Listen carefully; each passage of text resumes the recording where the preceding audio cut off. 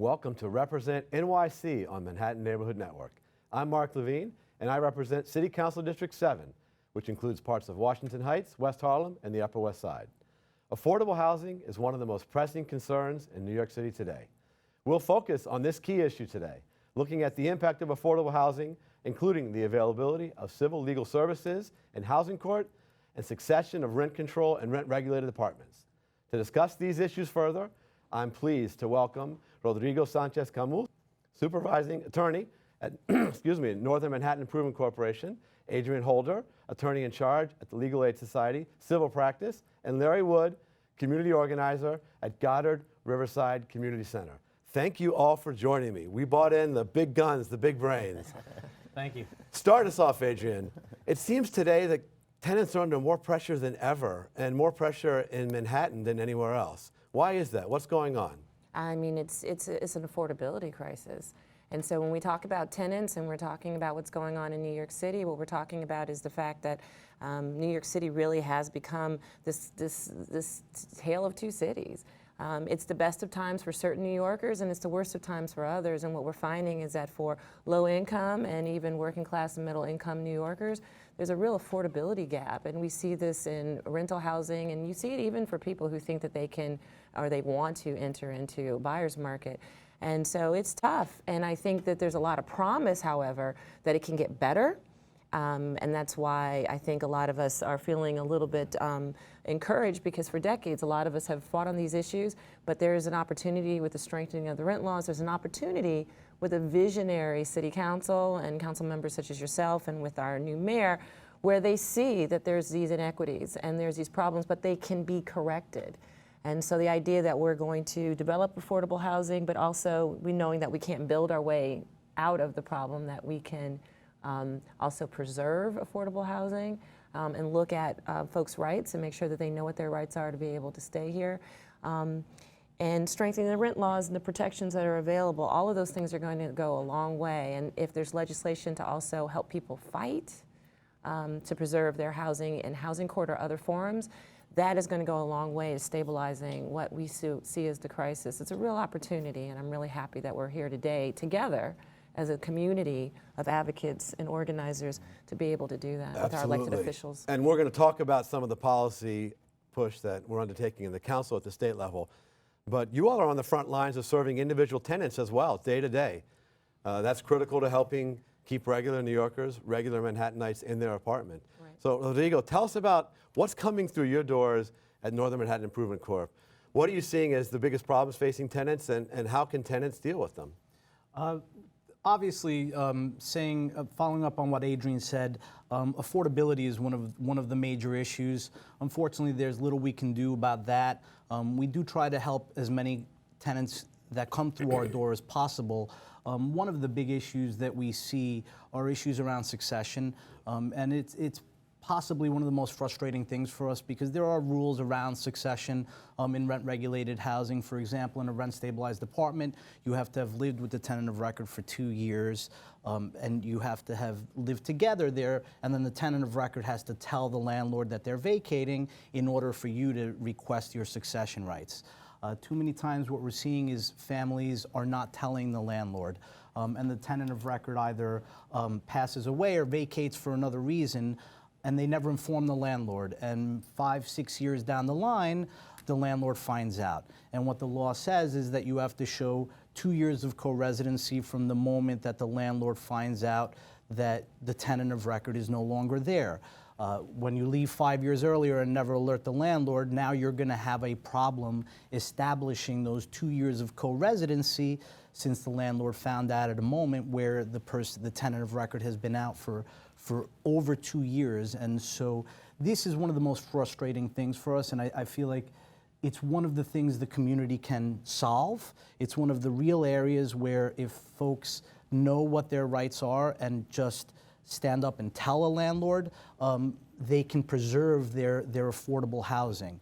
So that's one of the big issues we would like the community to know about, and to start engaging in making sure that when the tenant of record vacates, that they alert the landlord, and that they alert the landlord in writing. That's very important, because many times, as I'm sure Adriene has seen with clients going to legal aid, that clients tell the landlord verbally, and the landlord will say that they never knew about this. And so what we recommend is that people send certified letters so that they can prove that they notified the landlord in writing so that they can preserve their succession rights. If the landlord refuses to give you a lease at that point and says keep paying in the other person's name, you shouldn't do that, but if you did, at a bare minimum, you've established your right to succession at that point by sending something in writing. Yep. You're proving just how complicated housing law is. Larry, do you have to have an attorney to win a fight like this? Where do people go for help? Should they even take this on alone? Well, ideally, you want to have an attorney. There's not a right to counsel in civil court, and that's a campaign that many of us have been working on and fighting for. Actually, Adriene and I serve on the board of an organization called Housing Court Answers, formerly known as the Citywide Task Force on Housing Court. It formed on the 10th anniversary of the forming of Housing Court, and advocates recognized Housing Court at that point had become a rent collection agency and largely an eviction mill. It's also supposed to be a place where you can actually get justice and have code enforcement and maintenance of your building addressed, but it had largely fallen down on that job. So there's many of us been working for decades on trying to establish a right to counsel. And just to echo the tale of two cities, it's the worst of times and the best of times. It is a really grim situation in New York City now. Every week we seem to set a new record for the numbers of people in the shelter system, currently over 60,000. Hundreds of thousands of families are paying really extremely high rent burdens, 40, 50% or more to hang on to their affordable housing. But it's also the best of times because there's a lot of activism underway. There's a lot of coalitions out there addressing homeless issues, housing production, and housing preservation. So it is an opportunity time to get involved. And as Adriene said, we have a good progressive city council. We have a mayor who cares. But we also have to go to Albany to deal with a lot of issues around the rent laws. So there's a lot of activity underway. And I guess later on I'll be sharing how people could get involved, what coalitions to call. We have rallies coming up. It's also the season for the Rent Guidelines Board. They had a preliminary vote the other day. There's a range being proposed from zero, a rent freeze, which we're going to be fighting hard for, to rent increases, which the data doesn't support the notion of rent increases. Landlords are doing quite well in this city.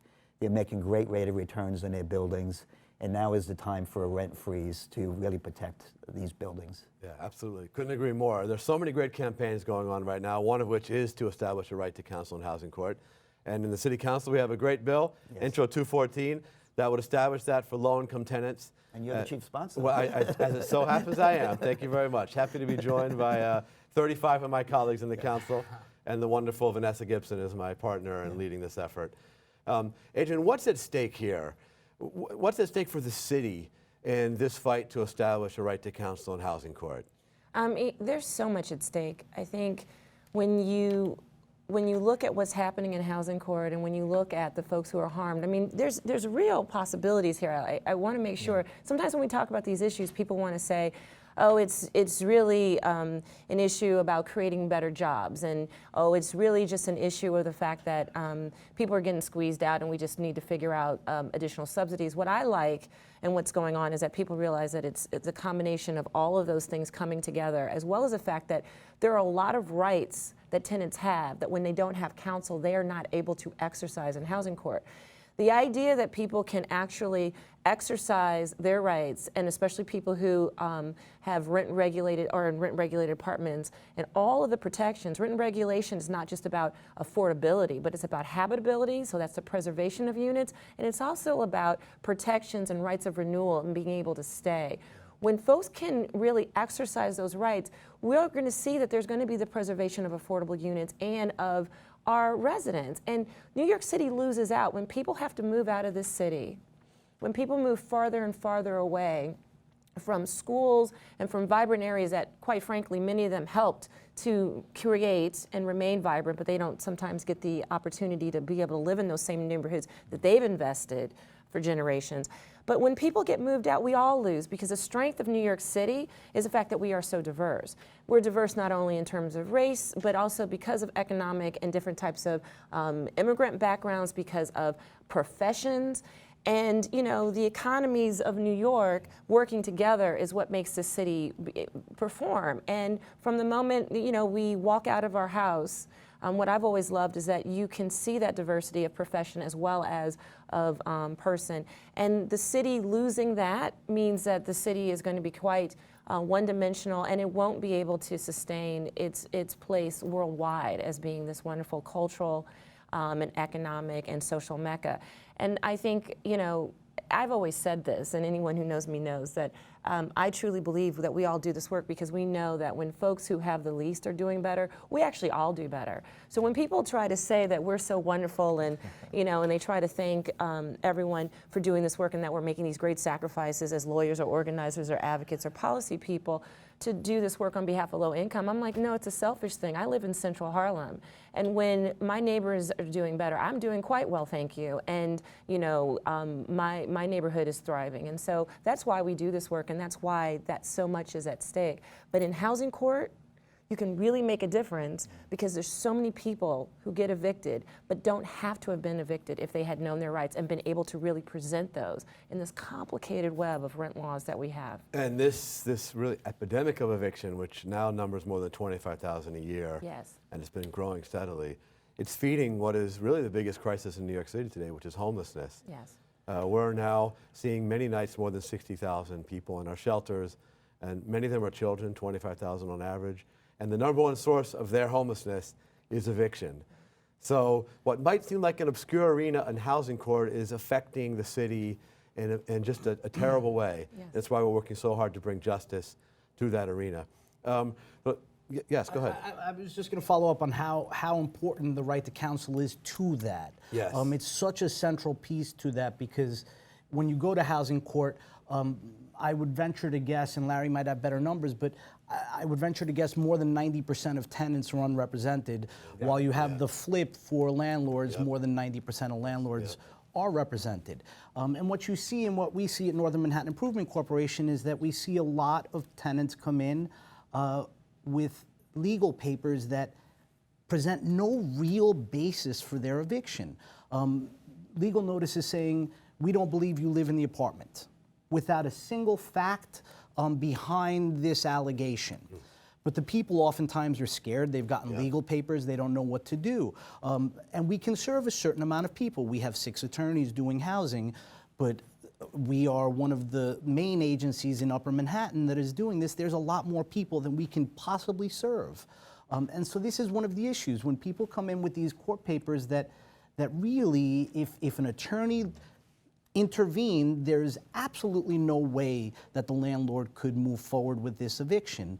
But since they're not getting sufficient representation, I don't know how many of these evictions are possibly because of cases that didn't really have a foundation, that if the person had gotten representation, would have been able to put up a fight in this eviction and preserve their affordable housing. Yeah, and the most unscrupulous landlords know this. Exactly. And they're gaming the system, and they're hauling people into housing court because in most cases there'll be no attorney on the other side. Exactly. And we hear cases, I'm sure you've seen it, where if a lawyer shows up with the tenant, then magically the landlord drops the case. They weren't planning on that. I have examples of people who've come into our open intake. We have open intake 2 days a week, where I have literally called the landlord's attorney on the papers and said, what are you doing? And they've told me, I'll send you a notice to discontinue the case.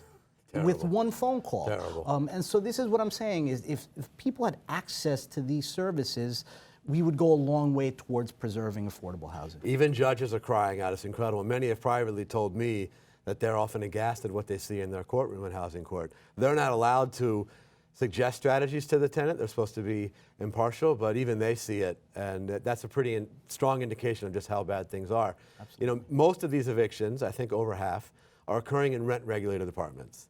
And we know what happens when those apartments become vacant. Often they go market rate. So this is feeding really an affordable housing crisis here. Larry, talk to us about the erosion of what really has been the central pillar of affordable housing in New York, which has been rent regulation. How serious is that, and what direction are we heading in? Well, you're absolutely right. If somebody is displaced and evicted in an SRO unit or an apartment in Manhattan, the sky's the limits with the rent. That's one of the things we're trying to fight in strengthening the rent laws is repeal of vacancy decontrol. Because as long as landlords know there's a windfall to be made by displacing somebody, we all have a price tags on our back. And I'm just reminded, we're working last week, we have a rooming house in Harlem, 110 West 130th Street. And we put in answers for some of the tenants, our attorneys up here. And it is a real triage issue. Who can you help and who you can't help? The landlord's attorney said, oh, we didn't think they would answer. And they were immediately ready to drop the case. One gentleman had been living there for decades, a jazz musician. They brought papers, a holdover proceeding, calling him a squatter. And then they switched it into a non-payment action. It's not even legal process, but they just didn't think people would have their act together to answer. The poor gentleman has dialysis 3 days a week. It was a struggle for him to come into the office. So it's just horrendous, the pressure and some of the things that happens. Our office works with single-room occupancy hotel tenants throughout Manhattan, and they're some of the most vulnerable tenants. And we've lost, in 1971, it was 165,000 units of SRO housing. In 1986, 15 years later, there was 65,000 left. There's probably about 45,000 left in the city. And a lot of them are in Community Board 4 and 7, concentrated on the Upper West Side, these big hotels. And then we have a lot of rooming houses throughout Harlem and Chelsea. And they tend to be very vulnerable tenants. And we've done our best to try to preserve those tenancies and those rights. They get converted back into 1 or 2 family houses, converted into co-ops or condos. The displacement pressure is incredible. Yeah. But for people to get involved, the Real Rent Reform Campaign, the Alliance for Tenant Power, Met Council on Housing, Tenants and Neighbors, they're leading these coalitions to try to strengthen the rent laws. Right to Counsel. We have righttocouncilnyc.org. Go to that website. Google Met Council on Housing, Tenants and Neighbors.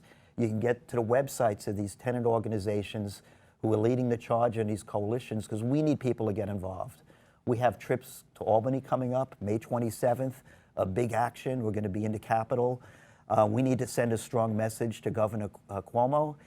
He's come out recently saying it's very important we renew the rent laws. He's wrong. We have to strengthen the rent laws. Preserving the rent laws as is what the landlords want, because they currently contain the seeds of their own destruction as long as vacancy decontrol is in place. So people, you have to call the governor and tell him it's unacceptable to renew the rent laws as is. And we're going to be sending him a strong message on May 27th, and I welcome people to join us in doing that. It's clear that just a straight renewal of the rent laws, I mean, I want people to really understand how dramatic this is. A straight renewal of the rent laws, of the status quo, will result in the loss of rent regulation in 20 years. Like, it is clear with the statistics of the number of units that we're losing that we will no longer have rent-regulated apartments. Because of the vacancy decontrol loophole. Right, and the vacancy decontrol, to make sure that folks understand what we're talking about, that means that upon vacature, like a landlord, if he, right away, automatically in the law, is a 20% vacancy increase that you're allowed to take without doing anything. So as soon as an apartment becomes vacant, landlords legally are allowed to raise the rent by 20%. On top of that, if they do any improvements, which a lot of times we know is actually just maintenance, right? But anything that they want to key as an improvement, they go ahead and they go into the apartment, and then they can raise the rent as much as long as they get it over $2,500 a month, then that unit now is forever lost. In terms of a rent-regulated pool. That's what we're talking about. And for other people who may not really understand what's going on in Manhattan, because maybe they've been in place for years, or maybe they're owners and they live in co-ops or condos or whatever, what folks don't understand is that it is not uncommon in Central Harlem, in the South Bronx, in East New York, to find apartments that are anywhere from $1,500 to $3,000 a month for 1-bedroom apartments. So what we're talking about is that there's a real affordability crisis, but some of these apartments were moved out of rent regulation, or the rents have been increased illegally. And so what we're talking about is strengthening, all of these issues are all intertwined. Strengthening of the rent law so that we don't have to continue to bleed out of these protected units. But then in addition to that, and the strengthening of that, it's the idea that with a right to counsel, or with folks having, more advocates who can really inform them of their rights, that we're also going to create a real presence for our neighborhoods, that they know that they can stay and they can assert those rights to maintaining affordability and their placement in the communities. In Manhattan, we've lost 100,000 rent-regulated apartments in the last decade. So Yes. all this work that in the Bloomberg area they did to build new affordable housing was more than undone by the loss, sort of a quiet crisis. Right. But on net, we slid backwards Yes. in that era, and we got to make sure that doesn't happen again. I just want to follow up a little bit on this issue of decontrol. You are allowed to make a challenge of what your rent is, and so people should request from HCR a rent registration history, because this would allow them to see what the prior tenant paid. One of the phenomenons we're seeing, which is very unfortunate, is that landlords are giving preferential rents without explaining to the tenant what the legal regulated rent actually is. And so landlords are trying to circumvent a 4-year rule because you have 4 years basically to challenge the rent, and they give a preferential rent, and at the end of those 4 years, they do your lease renewal and say, by the way, the legal regulated rent is X.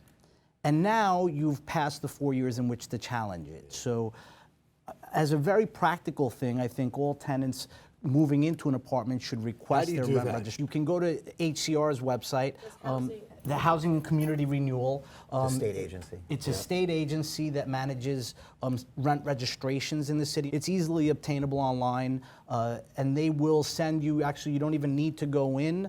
If you call them, they will send a rent registration history to your apartment. They will mail it, so you don't even have to go anywhere. All you need to do is make a phone call, request it, and it will be mailed to you, and you'll be able to examine the rental history of the apartment to determine if you had a challenge. But if you wanted to go in, there are borough offices. There's the main office in the state office building at 125th Street, but there are also borough offices in the Bronx and Queens. So it is accessible to tenants, and tenants should use this as a means to challenge these rents. And it's important for folks to ask for the registration back to 1984 when it was initiated. Sometimes the agency will just give you the last 4 years and you don't get the whole picture. So for market rate tenants who are moving into an apartment and paying top dollar, you need to go to HCR, get your rent history and see what the rent was last year or 2 years ago, because there could be an overcharge. You could do it anonymously. Get the information, go to a tenant organization, get information about how you would challenge this, be informed, because you might be able to get your rent roll back to a legal rate and live a lot more affordably. So it's very important for those market rate tenants to learn that, because that's a unit we could possibly get regulated once again. Yep. So Adrienne, the majority of New York City residents are tenants, actually. Mm-hmm. I would think that's a very large voting bloc, and I would think that would win the day in Albany. Yet it's been a very tough slog for tenants and tenant advocates in Albany. How can that be? Is democracy not working? Oh, that's a great question, Council Member. A leading question. I think it really is just about making sure that we get the word out and we get folks organized. There's some powerful forces, and on public access channels, you can get some really great information. But there's major networks that have Rent Stabilization Association, and RIBNY, which represents landlords, and they have major campaigns promoting what I would say, in my opinion, is misinformation about what the rent laws really do. And so when you're up against such big money forces, that's what the problem becomes, because you're right, there's majority renters here. And when you're talking about strengthening, it's a state action that's needed, and so we're so lucky that we have state legislators from the city who are really trying to be strident on this issue. But it takes a lot. It takes a lot, and it really is something that really impacts the city more. But this year, I'm optimistic, and we know that the mayor and the governor stood about a week and a half ago together on the strengthening of the rent laws, and I'm really optimistic that we're going to be able to get something pushed through. But you're right, New York City, definitely a city of renters. I want to be a little more blunt. The real estate industry buys undue influence in Albany. Through campaign contributions, they have a lot of weight up there. We're trying to close a very important loophole for limited liability corporations, LLCs. A landlord can magnify what they can contribute to candidates and to elected officials by, they can incorporate each building as an LLC and give a donation from each LLC. It buys a lot of influence. We have a Senate controlled by the Republicans, and they largely represent the outer suburbs, upstate New York. They get a lot of money from the real estate industry, and that's helped them maintain their slight majority. A lot of money goes to our governor as well as the Assembly. There's going to be some sort of horse trading. We know the Assembly, who's controlled by the Democrats, have many bills to strengthen the rent laws. But there's other things that the real estate industry and the governor wants. Property tax cap statewide, a renewal of 421A, which is a tax subsidy, a tax abatement program to encourage development. Many of us believe it's a wasteful use of money. It's subsidized luxury development and those big towers going up in Midtown Manhattan. It's an abomination. It needs to be eliminated. And it costs the city millions of dollars. It's a huge investment of city dollars. So for us to win something this year, right. They call it the big ugly. At the end of the legislative session, there'll be some deal making, and there's a lot of issues in play. Mayoral control of the schools, the DREAM Act. There's lots of things, and there'll be some sort of deal made. We want stronger rent laws. We know the governor and the Senate Republicans want certain things. They're going to have to really bang their heads together and figure it out. And so we have some leverage, and we're very hopeful we can win this year. We're almost out of time. Okay. But I want to make the point that tenants are more organized than ever. Yes, they are. And we need to participate. Need to go to the and May we need 27th everyone event in Albany. who cares about this issue, whether a tenant or an ally of tenants, to step up now. This is game time. Between now and the end of June, there is so much at stake for tenants. No one can afford to sit this out. So we're out of time, but this was an incredibly informative discussion. I hope it inspired our viewers. Thank you. And I hope you'll come back to talk about this topic in the future. I want to thank Rodrigo, Adrienne, and Larry for joining me and offering your perspective on the housing issues facing New York City that we discussed today. If you'd like to keep the conversation going on these or other important issues, or if you have questions or concerns, you can reach out to my office at 212-928-6814 or email us at district7@council.nyc.gov. I'm City Council Member Mark Levine. Thanks for watching Represent NYC of Manhattan Neighborhood Network.